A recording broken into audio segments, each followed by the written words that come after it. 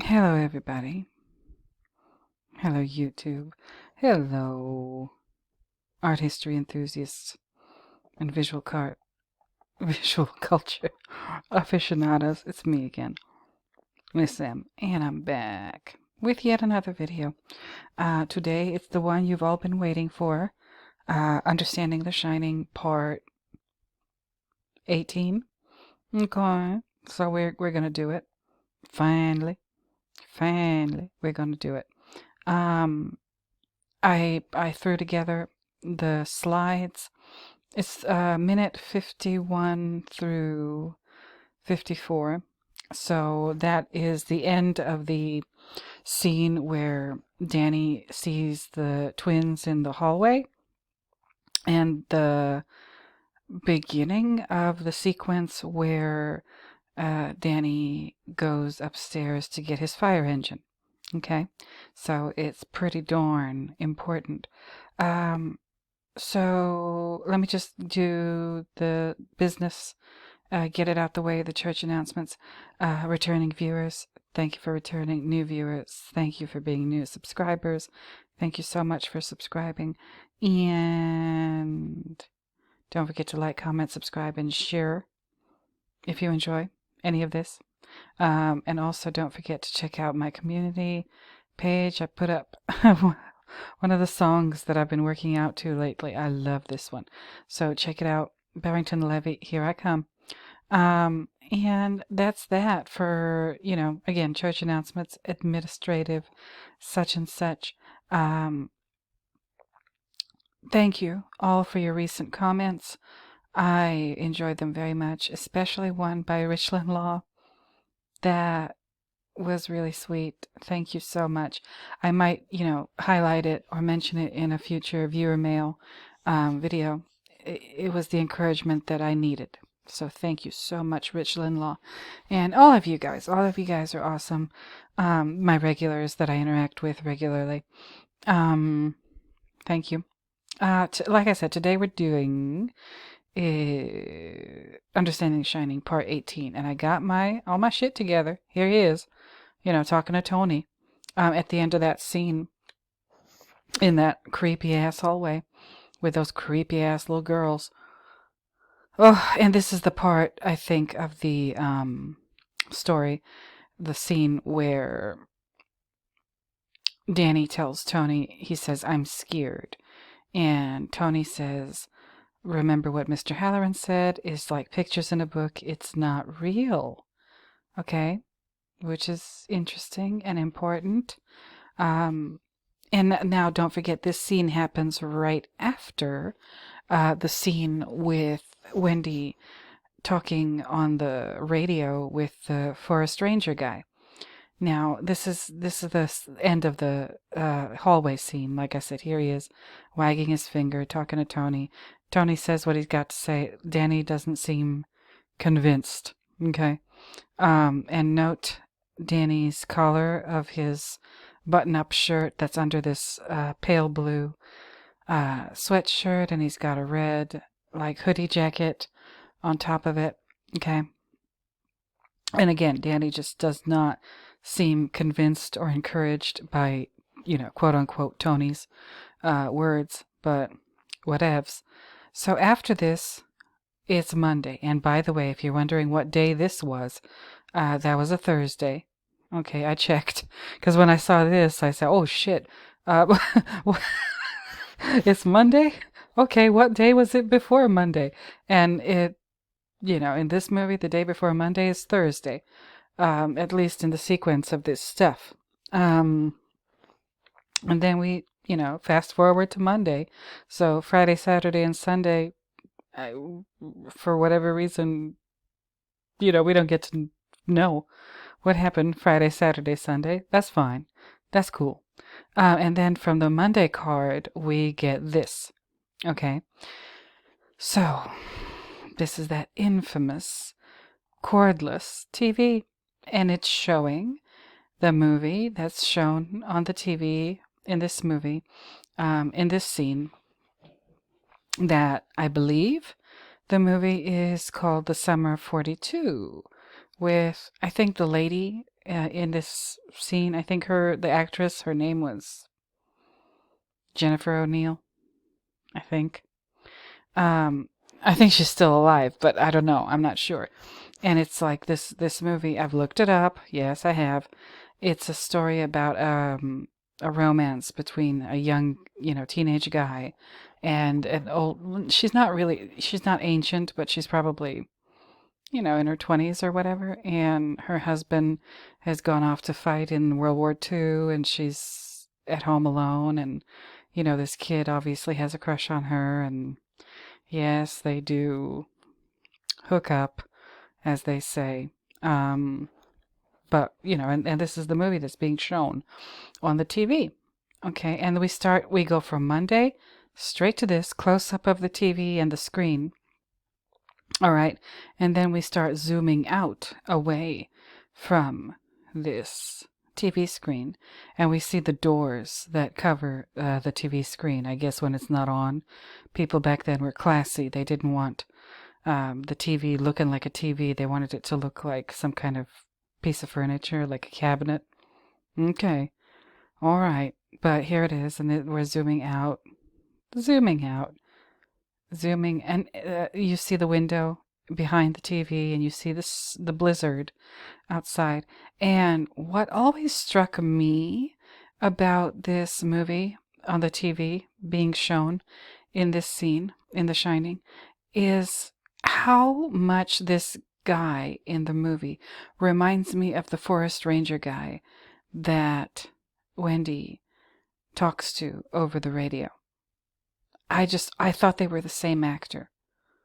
And that's one of the reasons why I checked the Summer of 42 and, the cast list for Summer 42 and this cast list for The Shining. I thought for sure that this guy in the jacket and the red shirt would be the same guy because they look similar and they have a similar voice.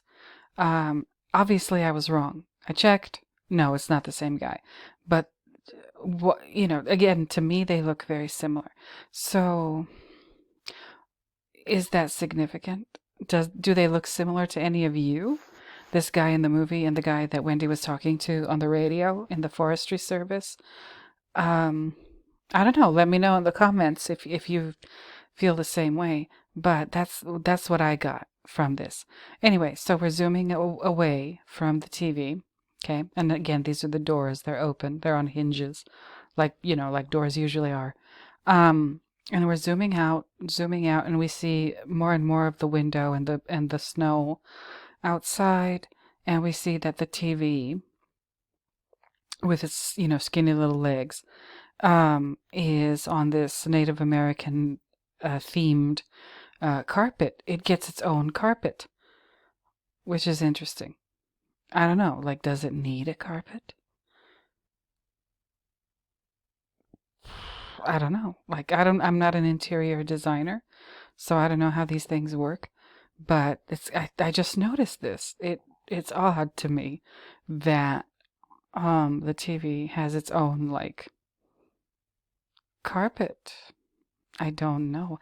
And then when we finally zoom all the way out, we see that the TV seems to not be plugged in. We don't see any cords sticking out in the back. We don't see any cords leading to, like, a socket where it would be or should be plugged in. This is the 1970s. This is the late 1970s, 77, 78. I think 78 is when they were filming this movie. I don't remember. I mean, I wasn't alive in the 70s, but I was alive in the 80s. And I don't remember cordless TVs. I really don't. But then again, I was very, very young. So maybe I don't know what I don't know.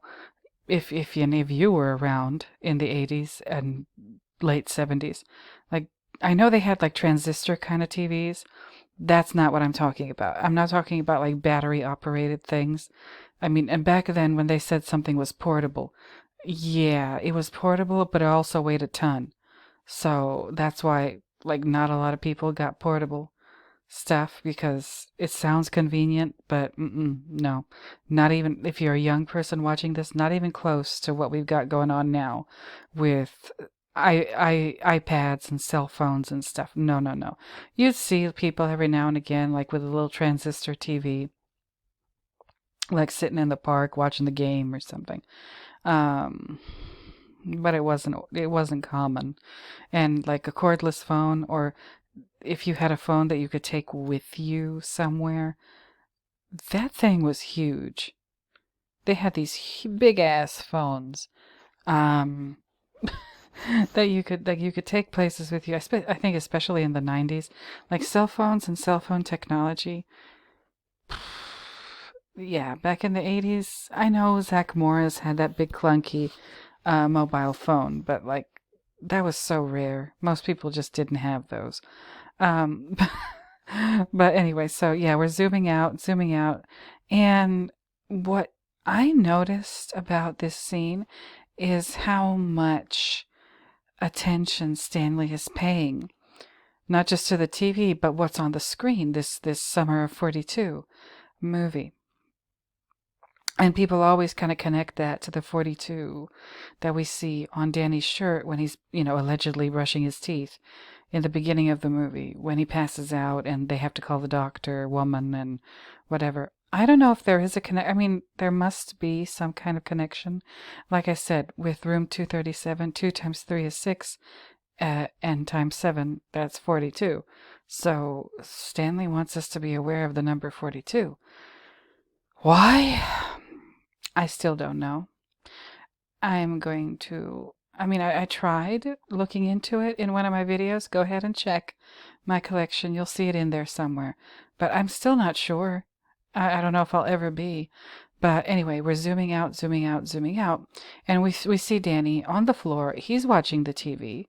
And we see like the couch over here on the left and this end table in front of the couch. That's what Wendy is using to put her Coke and her glass and her ashtray and all of her, paraphernalia.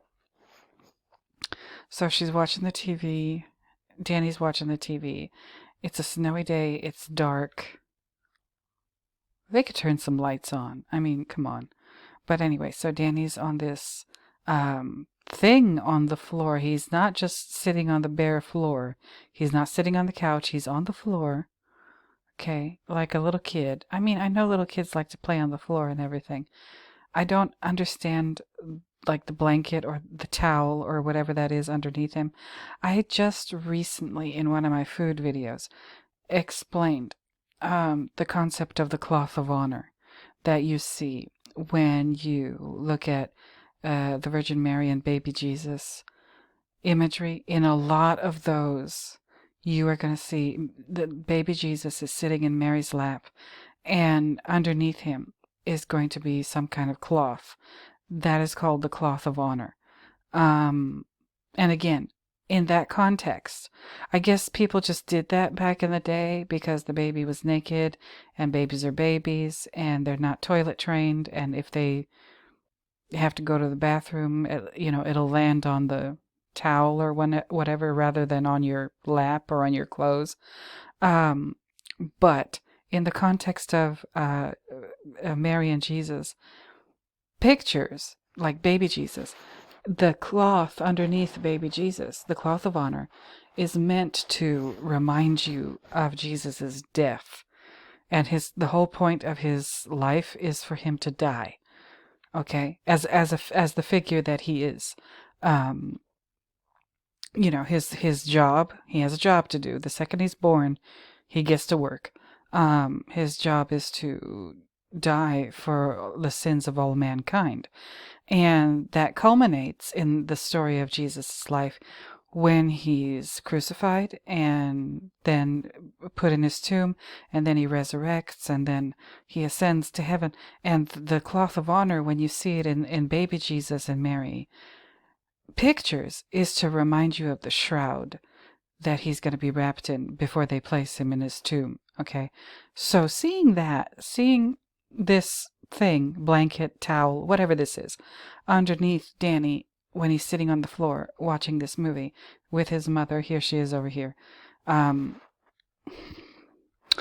that's the first thing I thought of when I watched this movie. Like one of the first times I watched this movie, when I saw Danny sitting on the floor and he's got this, I'll just call it a blanket underneath him, or yeah, just blanket to make it simpler. I thought, oh my God, is Stanley really doing that? Is he really putting a cloth of honor under Danny? Oh my goodness. But, stranger things have happened in this world, so I'm not going to rule it out. And there's seemingly, okay, this is why I mentioned the carpet here. There's a cloth of honor, I'll just call it that, under Danny. And there's also, essentially, a cloth of honor under the TV. So, the carpet, the rug under the TV, is supposed to mimic the cloth under Danny? Is that what's going on? I'm suspicious, as I am very often. But yeah, I'm totally suspicious about that. And if that's the case, if this is a cloth of honor under Danny and the rug is a cloth of honor under the TV, what is Stanley trying to say?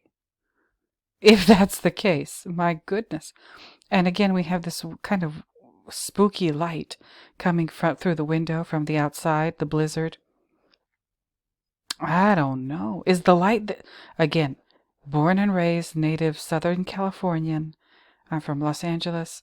I was born in Los Angeles, lived here all my life. I'll probably spend the rest of my life here. I've never seen snow. I'm one of those. I've never seen snow. I don't know it. I don't understand it. Those of you who have seen snow and you deal with it on a regular basis, or at least every winter, right? Is this kind of light normal during a snowstorm when the snow is actively falling or it's blizzarding or whatever out there? Do you have this like kind of blinding light coming from the sky? Let me know, because all I know is rain. That's the only like real inclement weather that I've ever experienced. And usually when the rain is falling hard and it's like rain, the sky is not this bright. At least in my experience. Y'all let me know. Tell me. I will tell you what. And if you're from LA, like, and listening to me, you can back me up in this.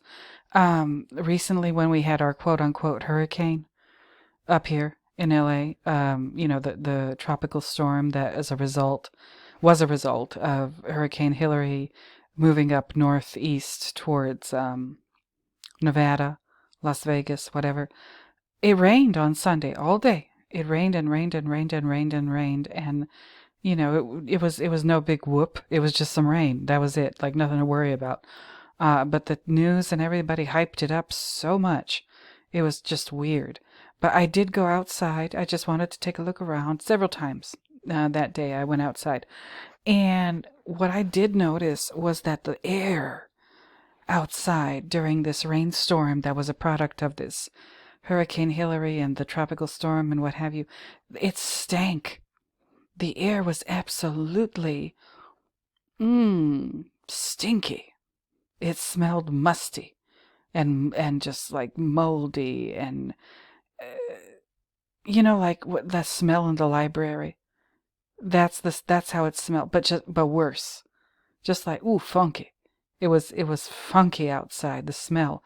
And I said, this smells like some stinky ass cheese or like a library book or something. I said, what the hell is this?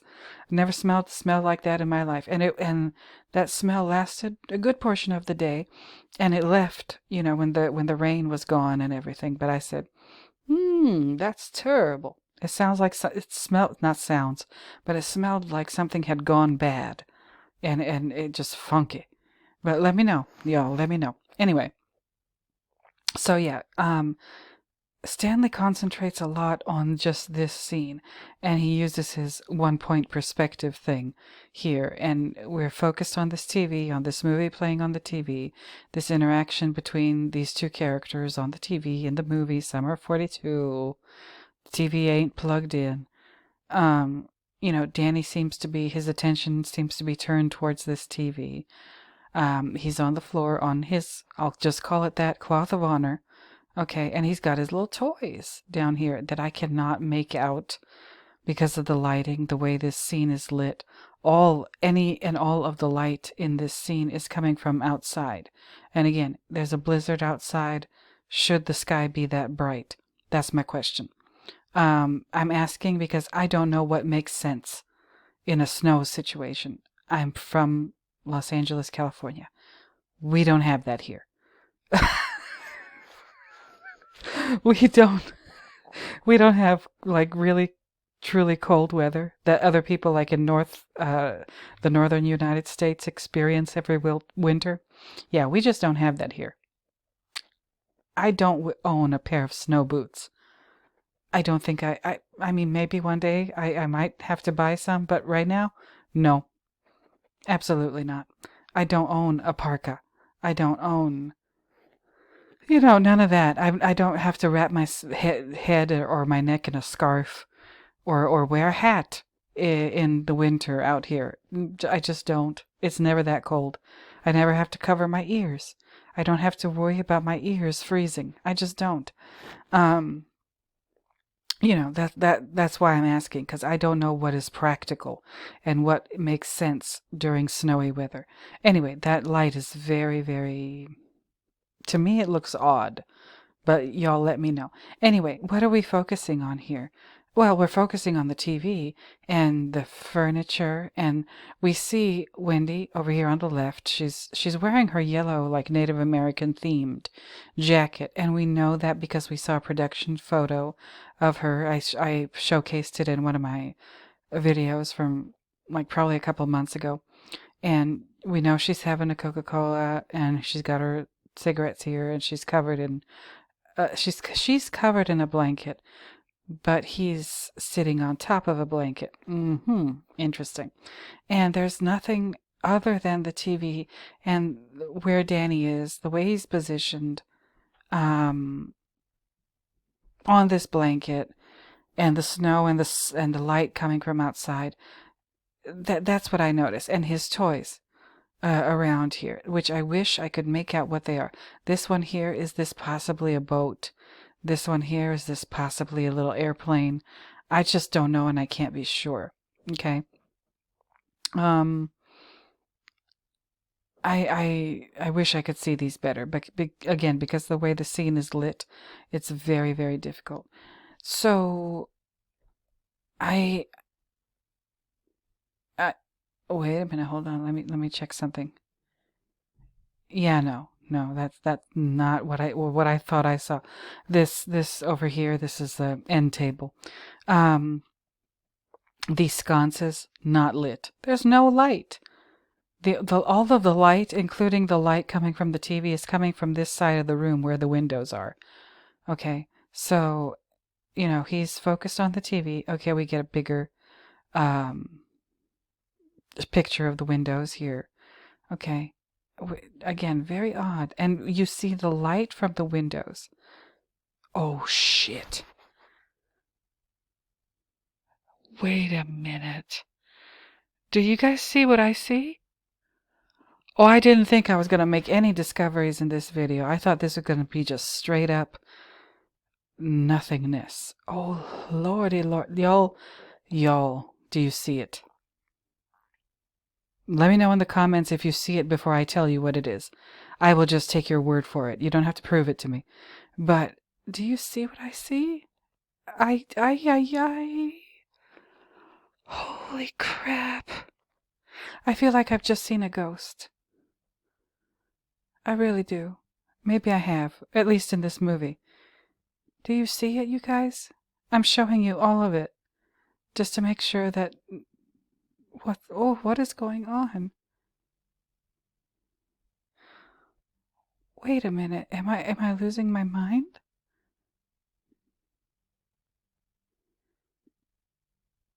What kind of witchery is Stanley Kubrick doing here? I don't know what to think. I mean, I see a little bit, but I think you know what I'm talking about, right? Okay, let me go back because I need to analyze more stuff. I said you see the reflection of the light from the windows on the floor, but I can't see, or I can only faintly see the reflection of the picture on the TV screen. Do you see this down here? Where the TV screen is reflected are these two toys. Again, I think they're a boat and an airplane. I'm not sure. I wish I could see them better. Should the reflection of the TV be stronger on the floor? Again, I don't know. See this? Up here, you can definitely see the TV is on. And down here, if you covered up this part, if you just cover this up with your hand and just look at the floor, you wouldn't be able to tell that the TV's on based on the reflection. And I'm wondering whether or not that's deliberate. Did they do something to make that part of the floor dull? And why is he putting these toys precisely? Whatever they are, I say a boat and an airplane. That's why I'll just, say that. But these toys are precisely where the screen is reflected on the floor in this room. The light coming from the window is very strongly reflected in this hardwood floor that might or might not be polished. I don't know. I think it's a hardwood floor. I could be wrong. It might be tile. It might be linoleum. I don't know. Seems like hardwood to me. But then again, what do I know?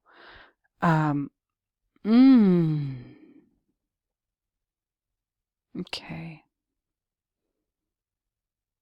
Because I guess we see Danny's reflection on the floor. We see the reflection of this furniture over here on the floor. You see what I mean? And the TV, we can see the box of the TV reflected on the floor, but we can't see the images on the TV screen or light coming from the TV screen very well on the floor. We can see a little bit, but it's faint. It's awfully faint. That's why, I had to pause and say, what the hell is going on? Again, these toys are exactly where the reflection from the TV screen is. And does that mean something? Does that mean something? And now that we've zoomed out far enough, we see the chandelier is not lit. These, crown chandeliers, not lit. No.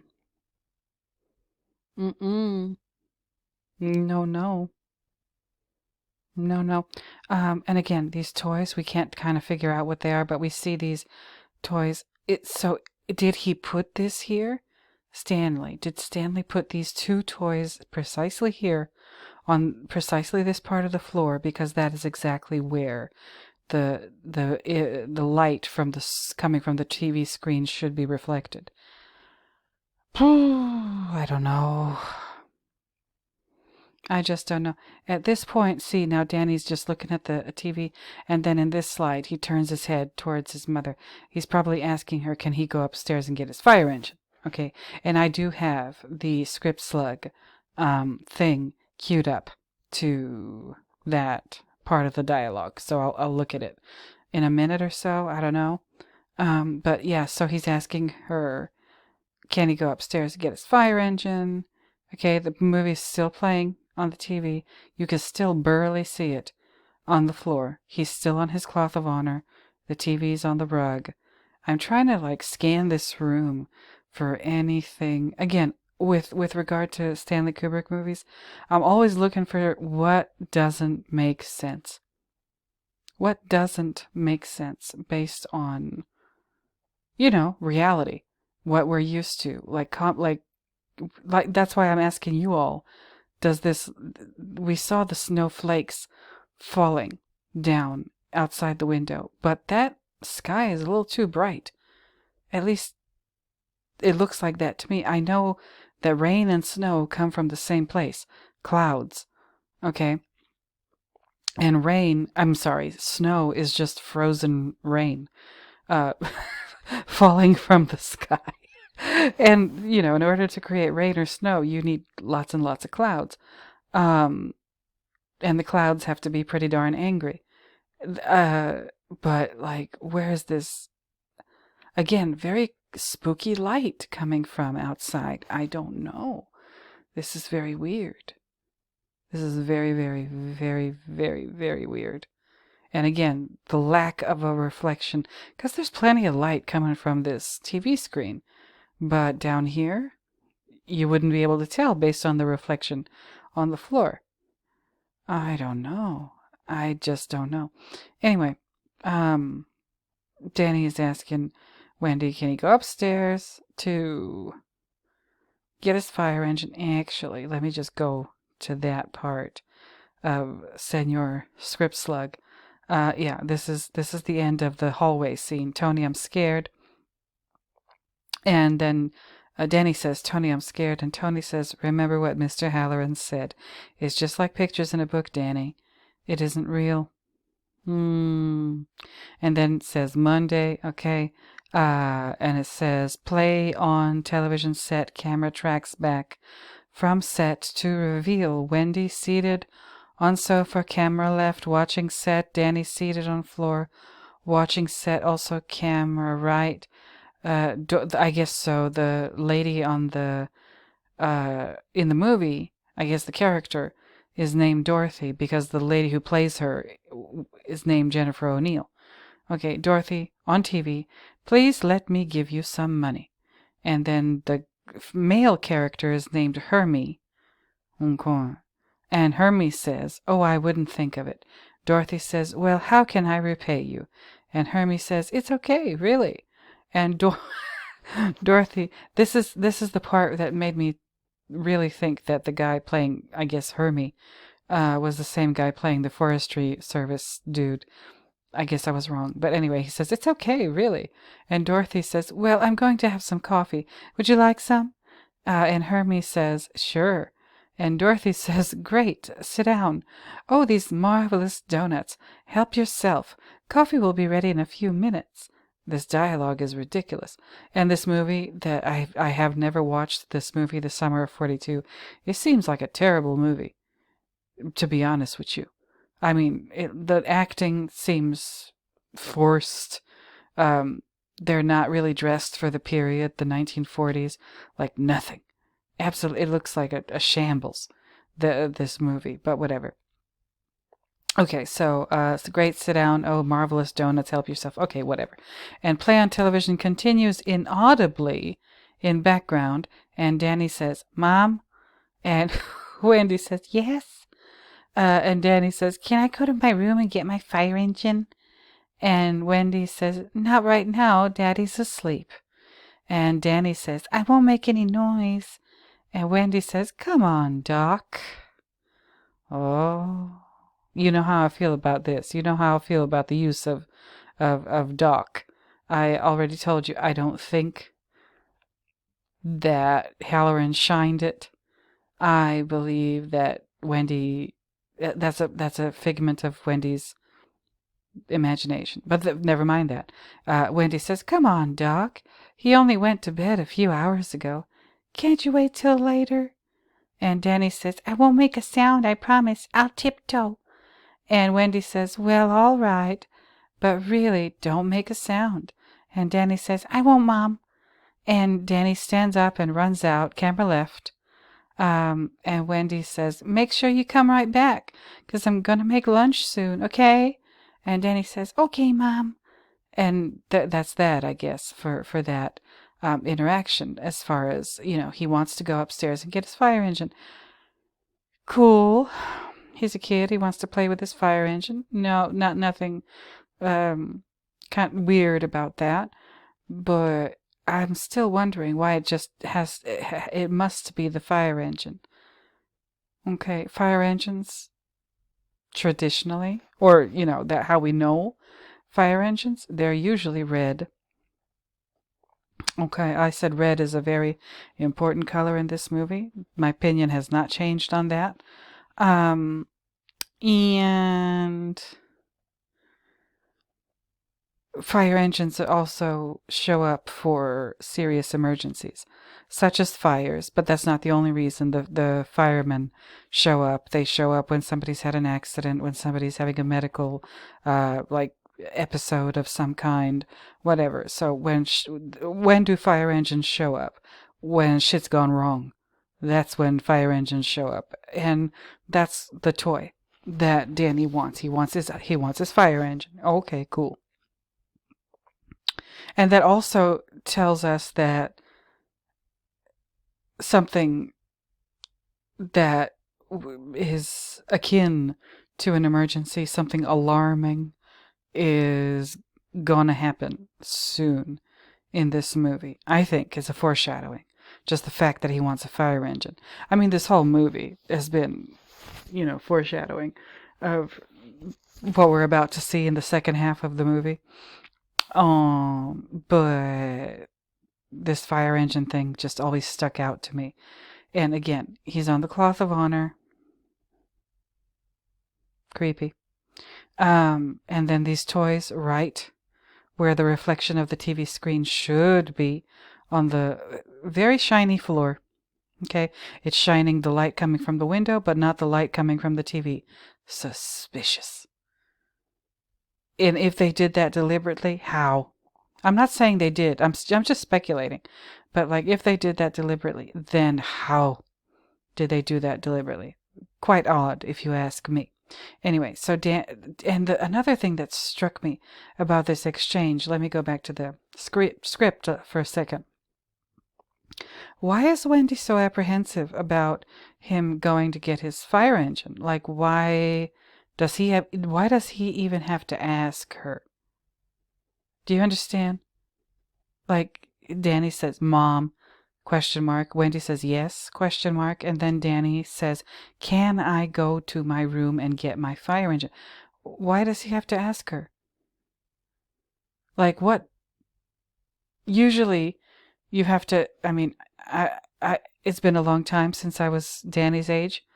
It's been a long time since I was a child, but usually you have to ask your parents for permission to do something if the thing that you want to do is something that your parents either don't want you to do, don't like you doing, or it's something that your parents have just like forbidden you from doing. But they or something that you can do, but your parents want you to ask permission for it because it's maybe something that's dangerous to do or whatever. You know what I mean? We were all kids once, and we all, I don't know. I can't think of, like, can I go ride my bike down the street? Can I go climb this tree? Can I go outside, play with my friends? Like, you can't, you don't have, you don't have very much freedom as a child. You have to ask for permission for everything. Can I have some cookies? Can I have some ice cream? All things that are kind of, when you have to ask, can I? It's always stuff that, you could get a no. The answer could be no. Um, And that's what Wendy says here. Basically, initially, she says, no. She says, not right now, Daddy's asleep. And again, this just boggles my mind. Again, this is just me. This is just my childhood. I was never worried about waking up my father. You know what I mean? I could wake him up anytime. He would never be mad at me for doing that. I could jump up when I was a little girl. I could jump up and down on his head and he wouldn't get mad at me. You know what I mean? Like, but that's me. I don't know about everybody else and their parents, but like, no, I mean, my father was just like any other father, very strict, very, disciplinarian, but I wasn't worried about waking him up. You know, there was stuff I was worried about, like getting him mad or whatever, but that wasn't one of them. I could yell and scream. I could wake him up. No problem. No problem. And like, Wendy's worried about Danny waking him up. That implies a lot. Okay? That implies a whole lot. Um, it implies that it's dangerous to wake Jack up. Why would it be dangerous? Does he, a lot of people don't like being woken up, but do they get violent? Is that what this is implying? That Jack gets violent if he's if he's woken up? I don't know. But ooh, very weird, if you ask me. And Danny says I won't make any noise. Okay. I guess he really wants that fire engine. And Wendy says, "Come on, Doc. He only went to bed a few hours ago." First of all, is he taking a nap? 'Cause it's daytime. Why is his lazy ass not working on something? Why is he not fixing stuff in the hotel? Why is he not writing his little book? Whatever. Like, why the hell is he... I mean, I understand people take naps. I take naps too. But very strange. To me, in this context, it's very strange. Like, and she says he only went to bed a few hours ago. Okay, if he's been there for a few hours, like, he should be good, right? Can't you wait till late? So does this guy, like, is he up all night, sleep all day, like that song by that band that I can't remember now? I'll have to look it up. Is that his schedule? He's awake in the nighttime and asleep in the daytime, which I can understand, because, like, being isolated like this can mess with your what is it called, your circadian rhythm or whatever. But still, very odd. Still, I don't know. Something about this is not making sense to me. And Danny insists. He says, "I won't make a sound. I promise. I'll tiptoe." I just don't like this implication that it's dangerous to wake him up. I don't know. And finally, Wendy says, "Okay, all right. Well, all right, but really don't make a sound." Like, shit. They're really scared of waking him up. My God. And Danny says, "I won't, Mom." And she says, "Make sure to be right back, because I'm going to make lunch soon." What kind of lunch is she going to make? Another peanut butter jelly sandwich? She makes it sound like she's cooking something. She ain't cooking a damn thing. Peanut butter jelly sandwich and fruit cocktail. That's what you're going to have, Danny. I'm sure he's in a great hurry to eat that. Ay, ay, ay. But oh, I'm terrible, and I'm sorry. But and he says, "Okay, Mom." Anyway, so, here they are going back and forth about whether or not he can go upstairs and get his fire engine, and the implications of waking up Jack. Is it dangerous to do that? And here the movie's playing in the background. Okay. And I'm just looking over here, and Wendy barely moves. Like, we can't see her moving very much. Danny, all we know is that his head is turned towards her. Previously, it was turned towards the TV. Because we can see the side profile silhouette of his face. Okay, cool. And then here's her hand. It's hardly visible. You can't see. It's not there now, and here it is here. So she's gesticulating as she's explaining to Danny, not a good idea to go up there and wake up your father. Okay, the hand is gone again. Okay, and then I guess finally she says, "Okay, you can go." And then he gets up from his cloth of honor. And he scampers off, like children do. They scamper. And then he scampers off towards the left. So wherever their room is, like, he has to go to that part of the lobby to get there. Okay, and the same thing when she was rolling the breakfast, she was rolling it that way. Same way that Danny's scampering off to now.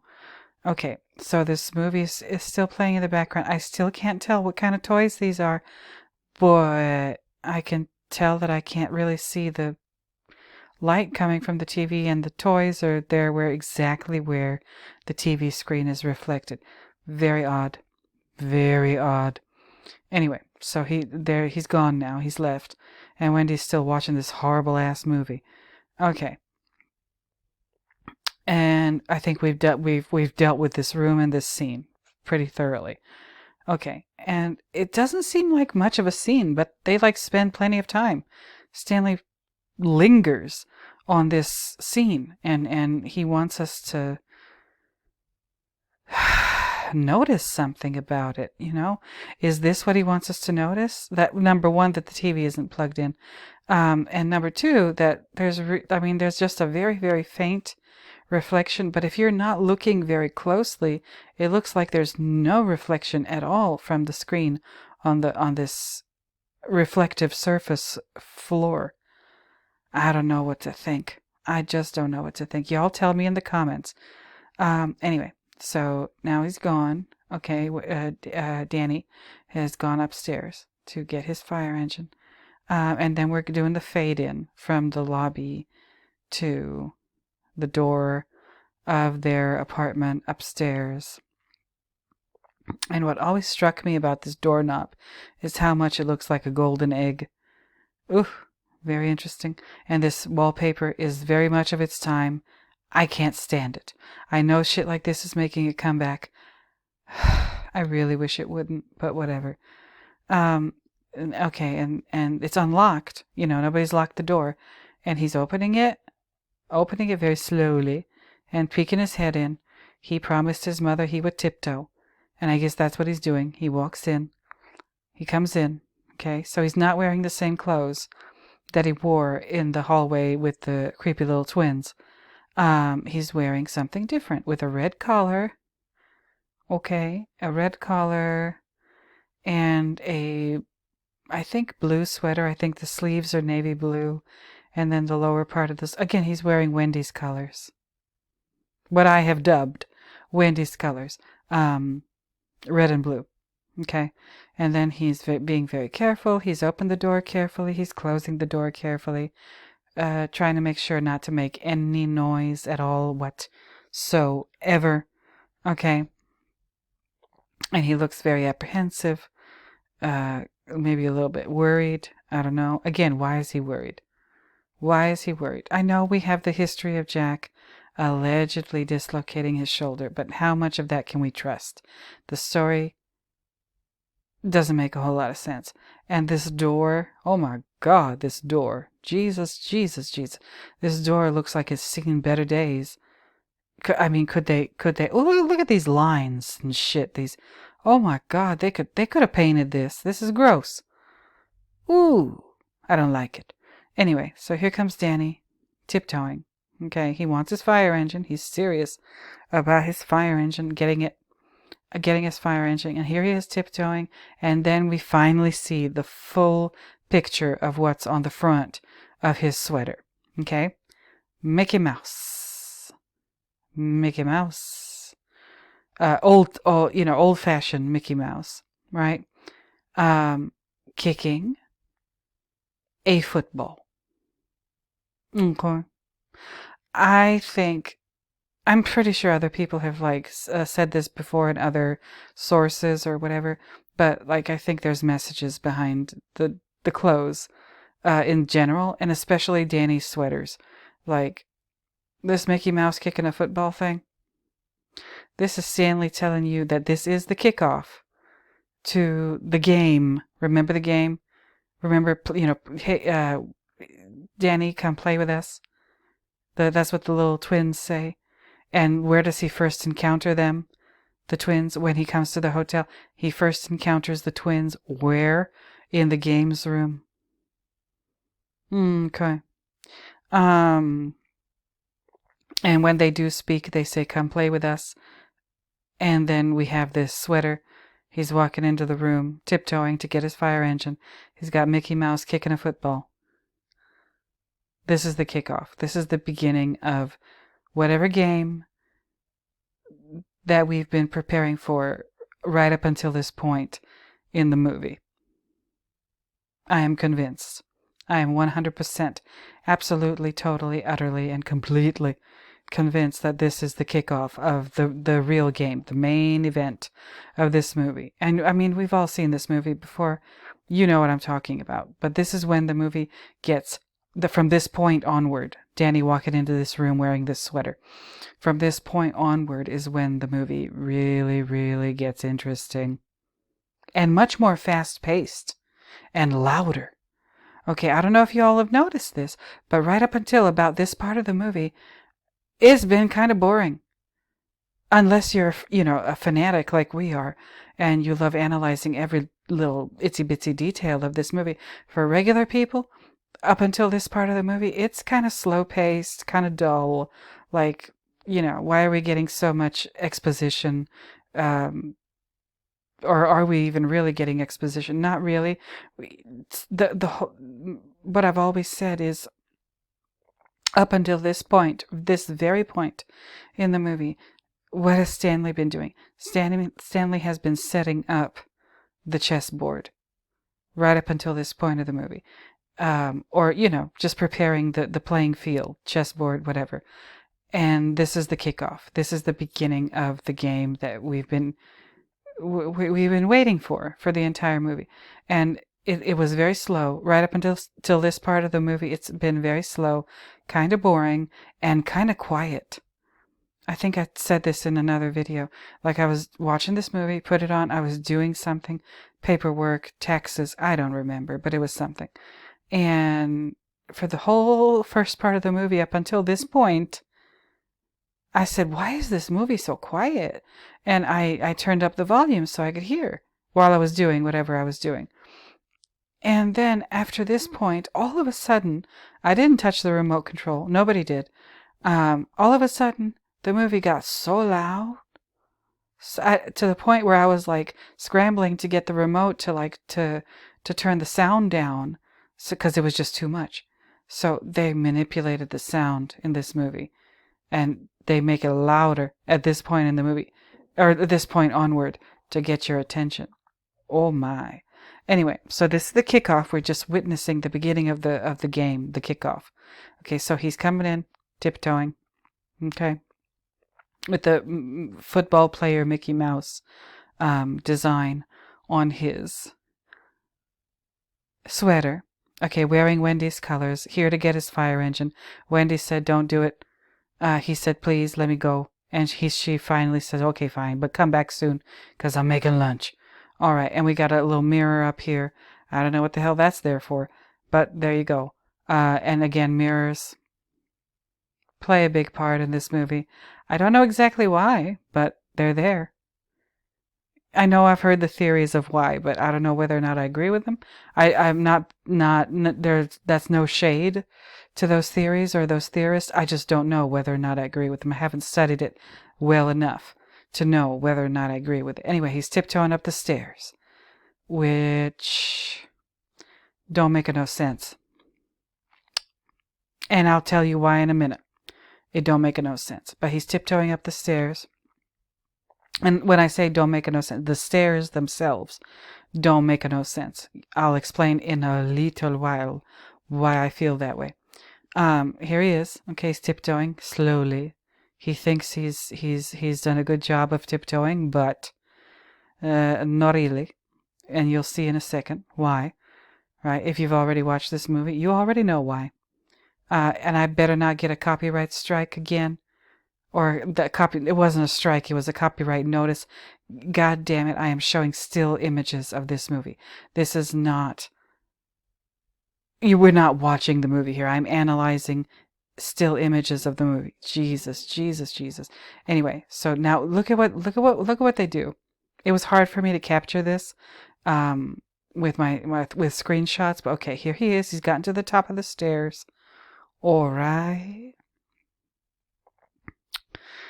Now, he looks towards the parents' bedroom, I guess to check whether or not the coast is clear, so he can go and get his fire engine. And look at what they do. The camera pans right so fucking quickly. Look. A blur. Just a fucking blur. Let me show you. Here he is. Mm? Boop, boop. We don't get to see what's in this room because it's so blurry. Blurry, blurry, blurry. And then here he is. Jack. In a blur. Okay. And then the camera finally focuses and we see Jack there. Okay. Just sitting there, staring out into space. Where the hell is the end table? Here's that radiator I told you about. Here's this chair. I don't know if I've seen it before. I'm gonna have to go through the movie with a fine-tooth comb. But whatever. Here he is, just sitting there. Looks like he's got his house shoes on. He's got that blue bathrobe on. Just staring out towards this window that shouldn't be there. Like I said, that's an impossible window. We got this refrigerator here. And on top of the refrigerator is a green bottle. You know what I think that is. I don't think that's Perrier. Nope. I don't think that's Pellegrino. Nope. No, that's some 7-Up. It's there. It's here. On the refrigerator. It was in the Forestry Service office. It's in the hallways, the crates of it.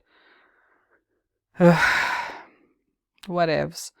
But anyway, Jack is there on this rickety-dickety looking bed. The end table ain't there. I guess the end table has been moved over here. Why? I don't know why. I just don't. But whatever. Okay. And then, we finally focus on Jack. And there he is, just again looking not okay. Just not okay. And the music playing during this scene is just a little too much. There he always turned his head towards Danny, which, like I said, Danny is wearing Wendy's colors, and Jack is also wearing Wendy's color, at least the blue. Okay, that's Wendy blue, and here it is, right? And then we see his reflection in the mirror, a pair of jeans on this seat in front of the. There's some shit missing, by the way. There's some shit missing, and I need a little coffee break because I've been talking for almost an hour. So let me go get a cup of coffee and take a sip of coffee, and I'll be back and I'll finish this and I will explain to you why this room don't make no sense. So hold on, I'll be right back. All right, I'm back. And here we are. Okay, I don't have very many more slides left. So we're in the home stretch of this video. So here we are. Here's Danny. Okay, Jack notices him. And then here's this mirror. Okay, we can see Jack's reflection. And we see how he's dressed. We see that he's definitely not sleeping. All right. And we see that there's some shit missing. I think there's a lamp that was in this part of the room over here next to this green chair. That ain't there. Okay. I think there was a lamp over here on this vanity. That ain't there. This rose that's been there since the first time we saw this room from this angle, it's still there. This dressing table, or whatever you want to call it, vanity dressing table, is a mess. A mess. And it just doesn't fit this room. It doesn't fit this part of the room. It doesn't make sense. Why is it here? But whatever. Okay, so Danny's over here. He just climbed up those stairs that...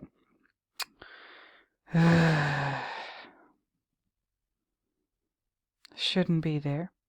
And this room shouldn't be here at all.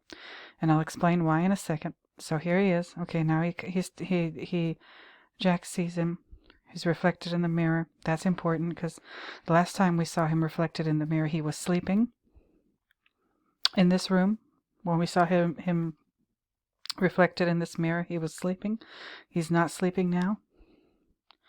I don't know what the hell's going on. Something's weird. But okay. So he's there, and Danny's there. Danny is very apprehensive for whatever reason, the reason that Wendy didn't want him to wake Jack up. Okay. And then he raises his hand and he gestures to Danny to come over there. And Danny, again, is very hesitant to come over there. And then he starts walking. Danny starts walking. He starts coming in towards Jack. All right. And again, not a lot happens, but then we change the perspective and we see this angle of Jack. Again, that the night table is missing.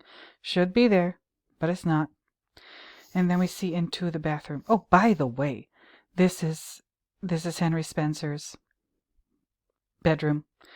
This whole setup here is Henry Spencer's bedroom from Eraserhead. Okay. Except there's a big hole in the wall leading to, I guess, the living room area of this apartment. But this is exactly how. And this door over here, the bathroom, is Henry Spencer's room that he lives in. I'm going to talk about this headboard at some other time. And again, this is a small bed. Look at how much space he takes up on the bed. Look at this. 2 people sleep here? Are you serious? No, this is like at best a full-size bed. This is not a queen or a king-size bed. This is at best a full-size bed. This is weird. How do they fit on here? They're 2 full-grown adults. I don't know, but whatever. And he's again wearing Wendy's color, blue. And please notice, now as Danny is approaching his father, please notice the view into the bathroom. There's some cleaning products on the floor. I assume that's what they are. Next to the toilet. Does this toilet have a lid? I don't know, but it seems to be closed. All right, then there's the little window that we know what's going to happen with this window later if you've seen the movie already. All right, and there's more stuff on the windowsill, and there's this little red car. Looks like a toy. Little red car on the windowsill. That's foreshadowing. We know that's foreshadowing Halloran's arrival in his red snowcat. Okay. So, and then there's the toilet paper. You know, looks like they've been using a lot of it. Okay, but and here comes Danny, and in this shot, as he crosses, Danny's head and his shoulders, his upper body, almost completely covers Jack as he's crossing over here to get to his father. All right, and then he gets closer, and then Jack puts his hand on him, puts both hands on him, lifts him up, right, and puts him on his knee. And that's the end. That's minute 54 exactly of my copy. So that's where this ends for us today. But I wanted to talk to you about something. Let me just show you something really quick. First I gotta find it. Shit. But let me show you something that you need to know. So hold on. Okay. Here it is. This is what I wanted to show you. This here, this doorway closest to us here on the right, that is the door to enter the apartment. This is when Stuart Ullman is showing them the apartment. They just walked in. Jack was just oogling these young women. And this is the door to enter the apartment. And this is the hallway outside of the apartment. Okay. And in this hallway, the next door is over here. You see? It's right here. By the way, I don't see any vents here, so whatever. But this is the next door down. All right? Okay? Keep that in mind. Now, this is what I wanted to talk about. We're almost done, basically, but let me go back a couple of slides to this. And when I said that these stairs that Danny is climbing to enter the apartment, they're So this door is down here at the bottom of these stairs when he enters the apartment. Okay. And then that means that this door over here behind Jack, this door is higher than the door that Danny just entered over here behind this pink wall. Okay, and this hallway where the yellow closet is or whatever. So that door in the hallway that Danny just came in through should be lower than this door on the outside. So on the other side of this wall over here where this door is, that's what I just showed you. Yes, see what I mean? This door over here where this lady is should be higher than this door. At least it seems that way to me. That's how it seems to me. This door should be higher up than this door, because when you walk into this door, this is the Jack and Wendy's bedroom on the other side of this door over here. And this door over here is the entrance to the hallway. They're on the same level. There's no incline of any kind. But to me, it's pretty obvious that the door that Danny just walked through should be lower than this door, because this whole thing that we're looking at here, this floor, is higher than the floor right in front of the door that Danny just walked into. I think you can understand what I'm saying. That don't make no sense. Absolutely none.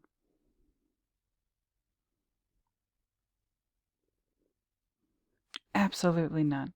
It makes absolutely no sense whatsoever. And, the question is why? Are we expected not to notice that? Is that another continuity difference? Which is the term that Richard Tankard of Tales is using, and I think I'll be using it too. Like, are we supposed to not notice that these two doors, this door over here and the door that Danny just walked through to enter the apartment, should be different heights?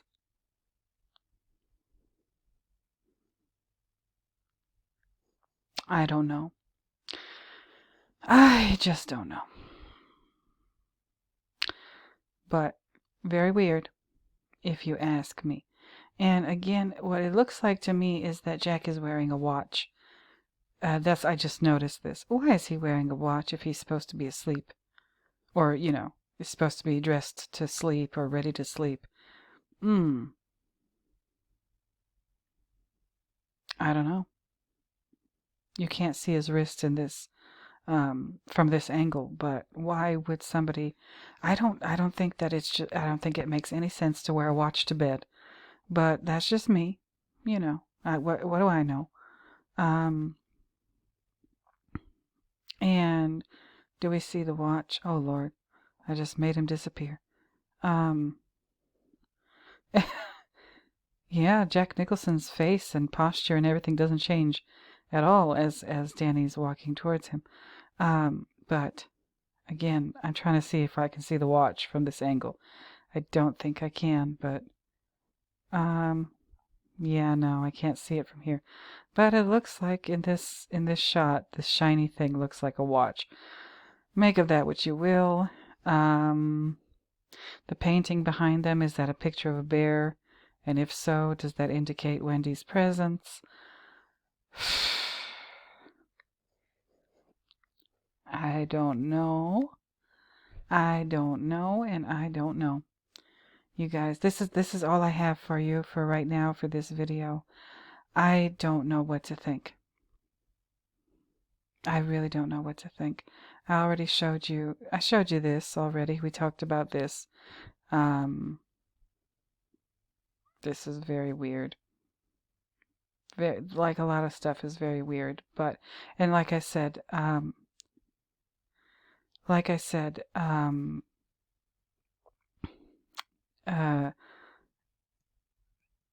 Danny's sweater indicates that this is the kickoff, that the game has finally begun. So you guys, I think I'm done. I think I'll leave it on this slide. Let me see. Hold on. Let me see something. Yeah, there's that. And then this is the part of the script. Can he go get his fire engine? Okay. And so, yeah. Danny comes in. Jack's sitting on the edge of the bed. Okay, and Danny says, "Can I go to my room and get my fire engine?" And Jack says, "Come here for a minute first." And that's where we leave off. Okay, that's where we leave off. So much. I always wondered about this door. I said that's not a closet door, that's an entry door. And why is it there? That means that at some point in this hotel's history, these spaces that make up the caretaker's apartment were completely two separate rooms. And is Stanley doing this, putting this door here because this is where the door would be, or the door is in Henry Spencer's room in Eraserhead? I don't know. I don't know. All I can do is speculate and wonder. But you guys tell me, y'all let me know what y'all think. I've done everything I can do with this 3-minute segment of the movie. I can't wait for the comments. I can't wait for your speculations and your theories and your suggestions. I love it all.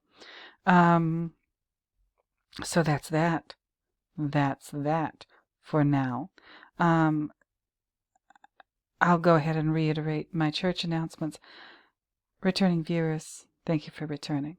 New viewers, thank you for being new. Subscribers, thank you for subscribing. All of you, don't forget to like, comment, subscribe, and share the video if you know of anybody who might enjoy this. And I will be coming back pretty soon, maybe within the next day or two, doing a video. I very fortuitously found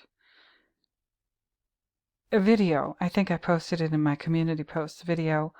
I just posted a clip of the video of Stanley Kubrick explaining the ending of The Shining. I'm going to do a video about that. I can't wait, but I'm going to be a little bit busy this weekend with that new refrigerator coming over and everything. Shit. So you guys, like I said, I'm working on some more stuff. Hopefully you won't have to wait so long for another Understanding The Shining. This is part 18. The next one I'm going to be working on is part 19. And we'll see what happens. Part 19 is going to cover, whatever the exchange between Danny and Jack in this scene, after this frame, right? After this. And we're going to get an even better look at this door from, behind Jack when they're having their conversation. So there's that. I think I'm done. I don't know whether or not I did a very good job. I always doubt myself. But, I'm doing this for the Shining community. You guys, let me know what you think. Like I said, I can't wait to read the comments. And that's that. More videos within the next couple of days. Hopefully I'll be like a little bit more rested the next time, or a little less like frazzled the next time I do a video. And that's that. So you guys, until next time, until the next video when I find yet another reason to talk at you, I will go ahead and bid you bye-bye. So, bye-bye, everybody.